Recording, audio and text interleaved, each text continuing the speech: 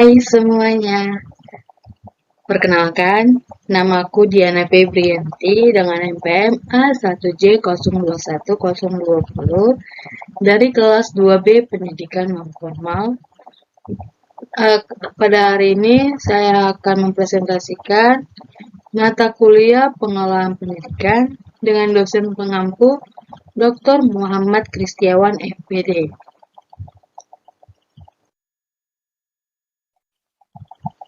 Adapun judul yang saya bawakan pada hari ini ialah Manajemen Pendidik dan Peserta Didik.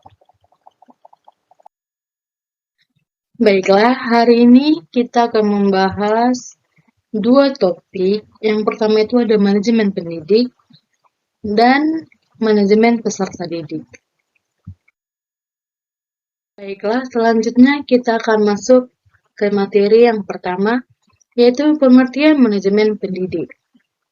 Manajemen pendidik merupakan suatu kegiatan merencanakan, pengelolaan, dan mengorganisasikan, mengomunikasikan sumber daya pendidik agar dapat berjalan atau melaksanakan tugas dan tanggung jawabnya secara efektif dan efisien dengan maksud tercapainya tujuan pembelajaran atau tujuan pendidikan sebagaimana yang kita harapkan. Terus yang kedua itu ada tugas, kewajiban, dan hak pendidik. Yang pertama itu ada tugas pendidik. Adalah merancangkan dan melaksanakan proses pembelajaran, menilai hasil pembelajaran, melakukan pembimbingan dan pelatihan, serta melakukan penelitian dan pengabdian kepada masyarakat, terutama bagi pendidik pada perguruan tinggi. Yang kedua itu ada kewajiban pendidik.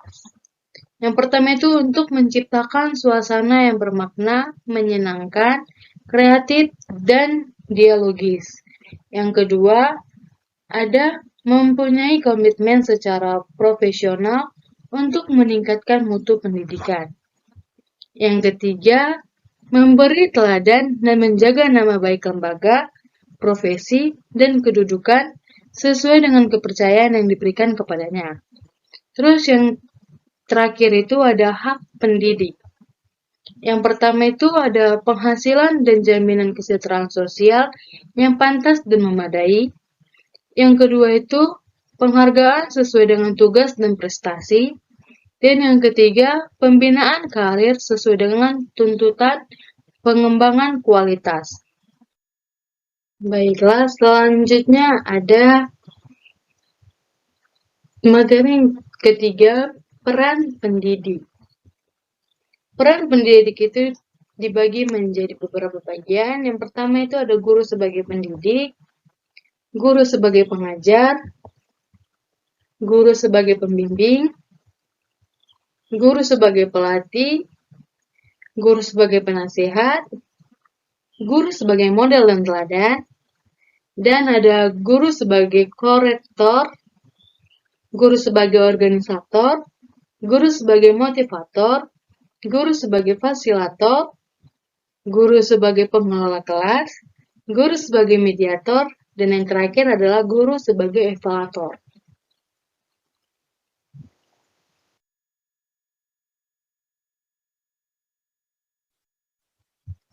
Selanjutnya ada materi yang keempat, penguasaan kompetensi pendidik. Dibagi menjadi dua, yang pertama itu ada penguasaan kompetensi dasar, dan yang kedua itu penguasaan kompetensi pedagogik, kepribadian, sosial, dan profesional. Selanjutnya ada materi yang kelima, yaitu rekrutmen, seleksi guru dan staf. Yang dibagi menjadi beberapa bagian. Yang pertama ada kriteria dasar seleksi, cara dan metode seleksi, dan tujuan rekrutmen dan seleksi guru dan staf.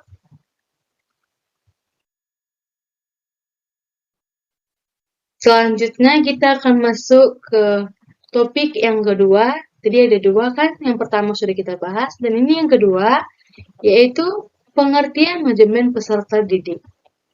Manajemen peserta didik adalah suatu penataan atau pengaturan segala aktivitas yang berkaitan dengan peserta didik, yaitu mulai dari masuknya peserta didik sampai dengan keluarnya peserta didik tersebut dari suatu madrasah atau sekolah.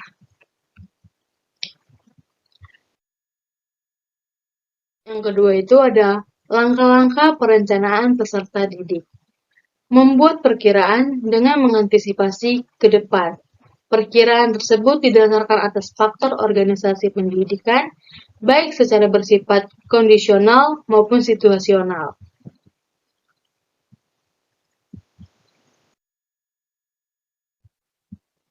Selanjutnya, ada kebijakan penerimaan peserta didik baru, kebijakan operasional penerimaan peserta didik baru, memuat aturan mengenai jumlah peserta didik yang dapat diterima di suatu sekolah.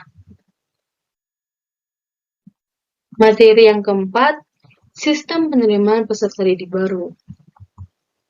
Yang pertama itu sistem promosi. Sistem promosi ini merupakan penerimaan peserta didik baru yang sebelumnya tanpa melakukan seleksi. Yang kedua, ada seleksi ini dapat digolongkan menjadi 3 bagian.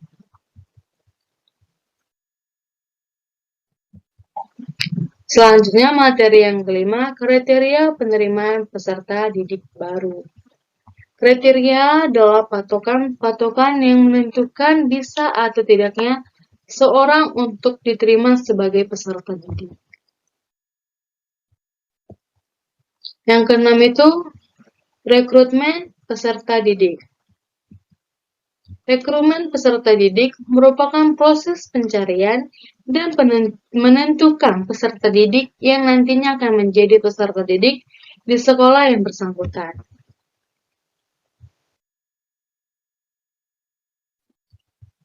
Yang ketujuh itu ada orientasi peserta didik.